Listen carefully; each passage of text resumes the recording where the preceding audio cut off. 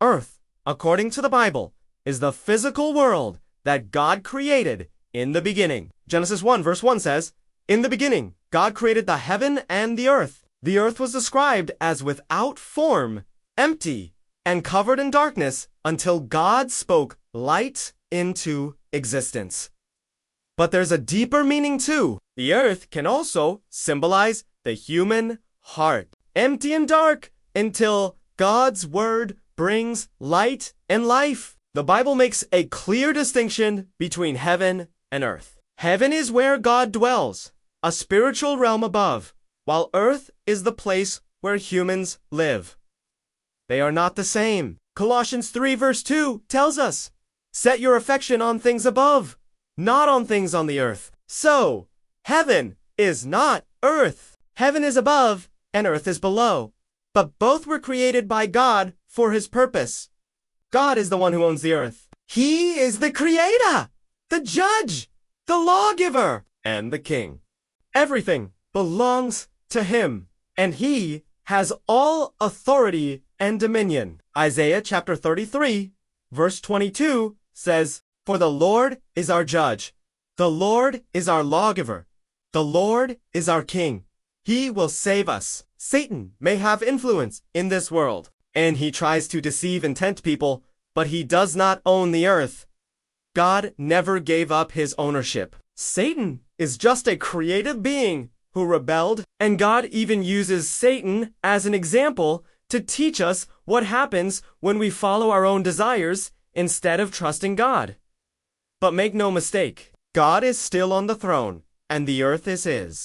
Kung kayo nga ay muling binuhay na kasama ni Kristo, hanapin ninyo ang mga bagay na nasa itaas, kung saan si Kristo ay nakaupo sa kanan ng Diyos. Ituon mo ang iyong pagmamahal sa mga bagay sa itaas, hindi sa mga bagay sa lupa. Mga taga-Kolosas 3. Talata 1 hanggang 2 kay JV.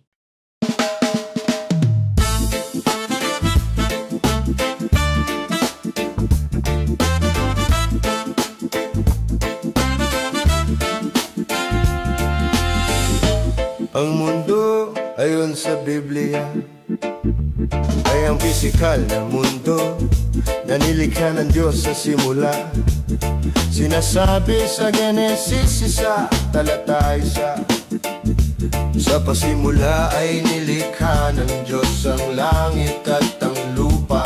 Inilarawan ang mundo bilang walang hugis, walang laman at natatakpan ng kadiliman hanggang sa sinabi ng Diyos na magkaroon ng liwanag.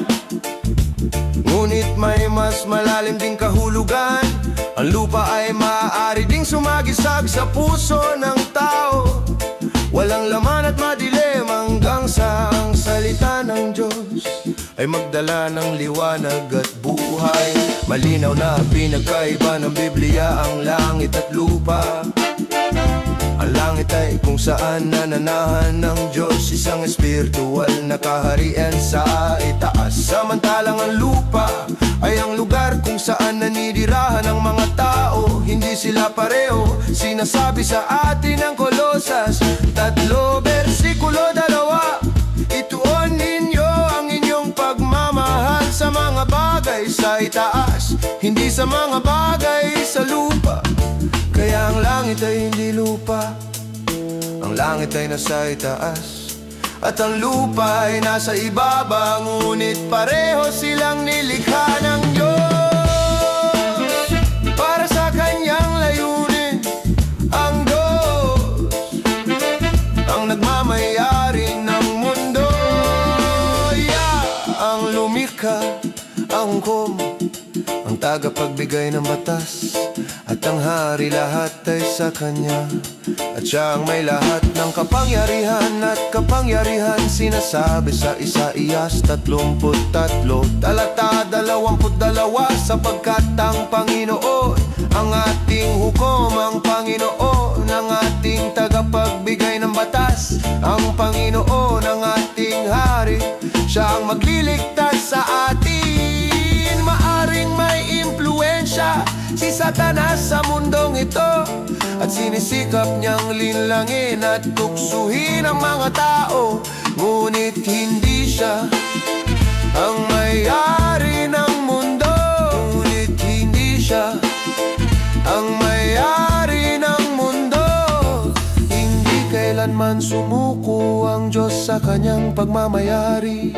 Si Satanas ay nilalang lamang na naghimagsik at ginagamit pa nga ng Diyos. Si Satanas bilang halimbawa upang turuan tayo kung ano ang mangyayari kapag sinunod natin ang sarili nating mga pagnanasa sa halip na magtiwala sa Diyos. Ngunit huwag magkamali, ang Diyos ay nasa trono pa rin at ang lupa ay Kanya.